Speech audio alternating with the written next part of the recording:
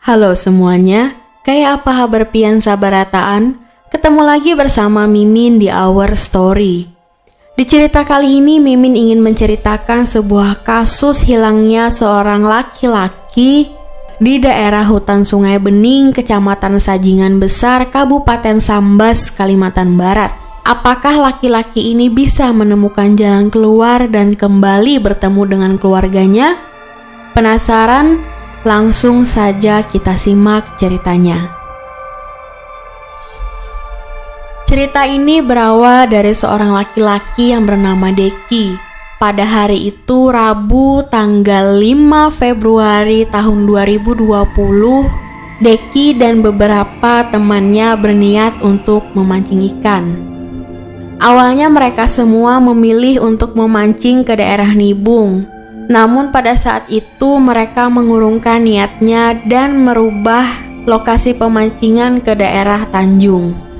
Pada saat sampai ke daerah Tanjung, mereka semua pun lantas langsung memancing ikan di sana.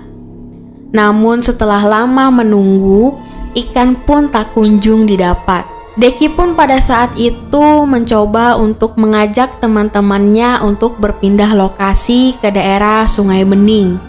Karena menurut Deki di daerah Sungai Bening itu banyak terdapat ikan.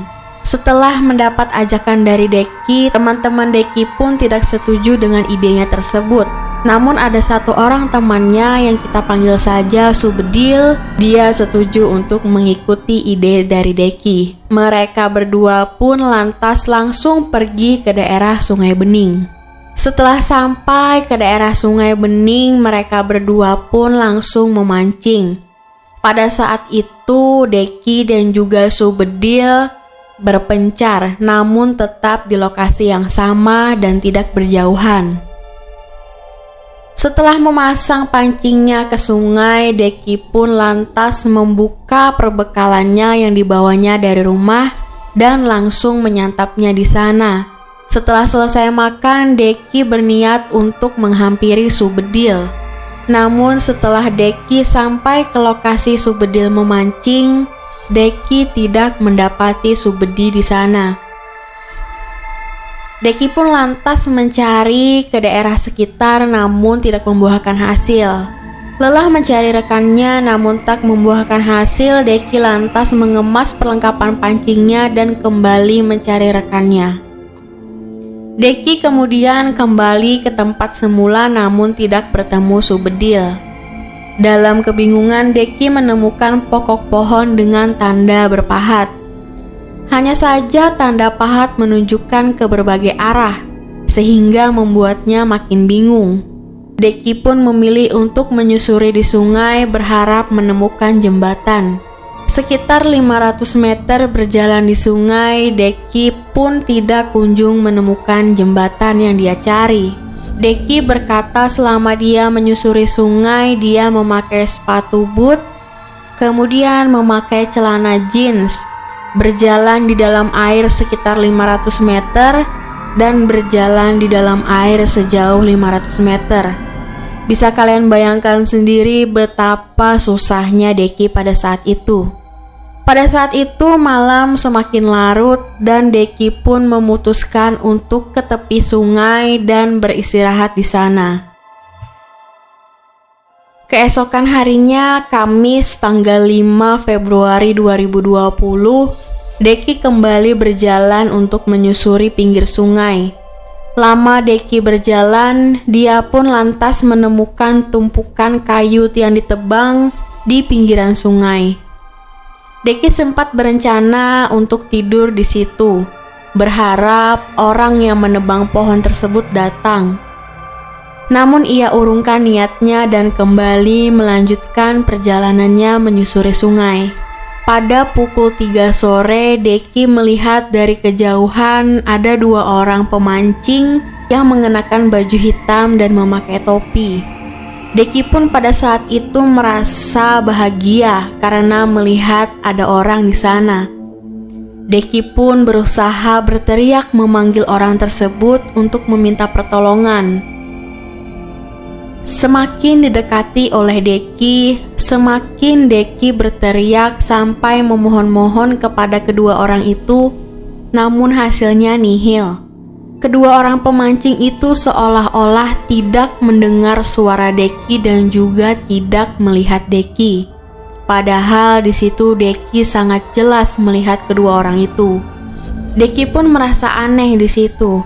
Kenapa kedua orang pemancing itu tidak sedikit pun menghiraukannya? Deki pun lantas melanjutkan perjalanannya untuk mencari jalan pulang.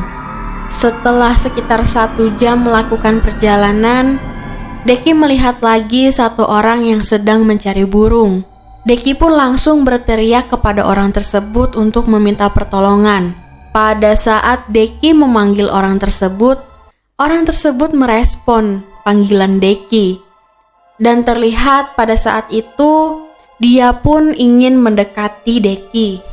Namun semakin orang itu dekat dengan Deki, anehnya orang itu tiba-tiba menghilang. Deki pun kebingungan di sana, apakah dia hanya berhalusinasi melihat orang tersebut. Deki tidak ingin pusing untuk memikirkan hal itu dan langsung memutuskan untuk berjalan kembali. Jauh berjalan, Deki menemukan tempat semacam bukit dan Deki berniat untuk mendakinya. Naiklah Deki ke sana. Dia melihat banyak sekali pohon yang ditebang. Deki pikir daerah tersebut sudah dekat dengan jalan besar. Dia melihat ke sekitar apakah ada jalan besar di sana, namun hasilnya juga nihil. Hanya pohon-pohon tinggi yang ada di sekitar bukit tersebut. Malam pun kembali tiba dan Deki memutuskan untuk bermalam di bukit tersebut. Pada saat Deki tertidur, entah apakah ini mimpi atau nyata, Deki merasa didatangi oleh sosok gadis kecil yang mendatanginya. Deki mengaku bahwa gadis kecil itu menawarkan sesuatu perjanjian kepadanya dan gadis itu berkata kalau Deki setuju dengan perjanjian itu maka dia akan mengantarkan Deki pulang. Tidak jelas, kata Deki, apakah perjanjian yang dimaksud gadis itu. Tidak serta-merta mengiyakan tawaran si gadis itu, Deki lantas meminta untuk ditunjukkan jalan keluar terlebih dahulu dan setelah sampai di rumah barulah membicarakan mengenai perjanjian itu. Gadis kecil pun hanya terdiam dan tidak lama ada seorang ibu-ibu yang mendatangi Deki juga. Perkiraan Deki, ibu-ibu itu adalah ibu dari gadis kecil tersebut. Ibu itu pun juga sama menawarkan perjanjian kepada Deki. Namun pada saat itu Deki bingung apakah dia harus menyetujui perjanjian itu atau tidak. Pada saat Deki berpikir, dia pun lantas tersadar. Dan ternyata itu semua hanya mimpi saja.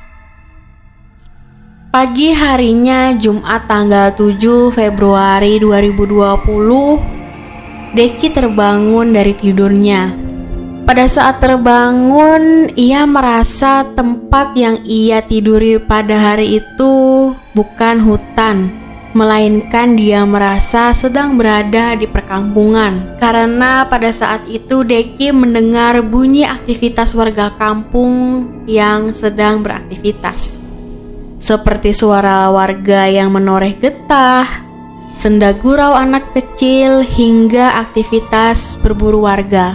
Padahal Deki menyadari saat itu dia tengah berada di hutan belantara. Dia kemudian berteriak lagi meminta pertolongan, namun tidak ada satupun orang yang menanggapinya. Tidak putus asa, Deki pun langsung melanjutkan perjalanannya untuk mencari jalan keluar dari hutan. Deki kembali berjalan menyusuri tepi sungai dan mengikuti alur arus sungai. Pada saat menelusuri air sungai, tiba-tiba Deki mendengar suara mesin penebang pohon. Deki lantas mencari sumber suara itu meski harus mengalahkan rasa takut menerobos derasnya arus sungai. Hingga kemudian pukul 5 sore ia terus mendatangi bunyi suara tersebut, namun lantaran masih terasa jauh, Deki pun kelelahan. Dia kemudian mendengar suara orang naik motor sehingga ia beranggapan sudah mendekati jalan besar. Namun karena ia lelah, ia terlelap di sore hari itu. Sempat terbangun, Deki kembali mencari sumber suara pekerja penebang pohon, namun nihil. Suara itu tidak terdengar lagi. Untuk keempat kalinya, Deki menghabiskan malam menakutkan di tengah hutan belantara. Pada hari kelima Minggu tanggal 9 Februari 2020 pagi, Deki melanjutkan perjalanannya dalam hutan untuk mencari jalan keluar. Pada siang harinya, Deki kembali mendengar suara mesin penebang pohon itu. Lantas Deki pun langsung berjalan mengikuti suara penebang pohon itu. Arus sungai yang deras pun tidak dihiraukannya dan Deki langsung berjalan menyeberangi sungai. Bahkan kata Deki, jika ada buaya sekalipun tidak akan ia hiraukan demi untuk menemukan jalan pulang. Hingga mendekati suara, ia melihat ada sejumlah orang yang melakukan pekerjaan penebangan pohon. Namun saat mendekati lokasi penebang pohon itu, ia malah menemukan kendala lain, di mana semakin lebatnya pepohonan yang harus ia lalui. Bahkan saat di dekat lokasi penebang pohon, ia berkali-kali memanggil orang-orang yang sedang menebang pohon namun tidak dihiraukan, hingga ia harus menggerakkan pohon sambil berteriak kembali meminta pertolongan. Dan perjuangan Deki pun membuahkan hasil. Beberapa orang penebang pohon itu pun bisa mengetahui keberadaan Deki dan langsung menanyai Deki. Deki pun lantas mengatakan siapakah dirinya dan menceritakan pengalaman dirinya yang tersesat di hutan.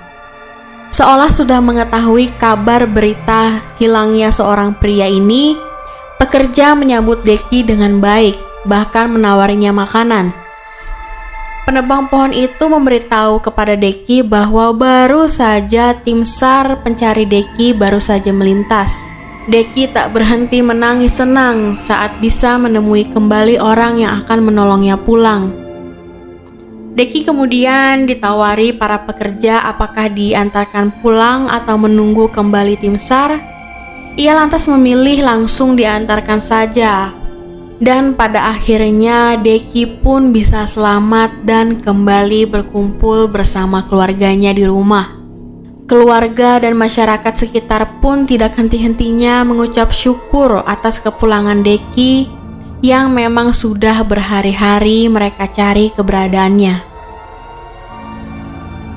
Baik, jadi itu tadi cerita dari Deki yang hilang di daerah hutan Sungai Bening, Kecamatan Sajingan Besar, Kabupaten Sambas, Kalimantan Barat selama 5 hari 4 malam.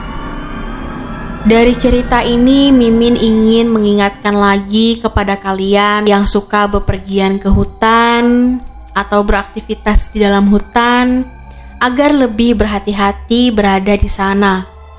Jaga sikap kalian, jaga perkataan kalian, karena kita tidak mengetahui apa yang berada di hutan tersebut.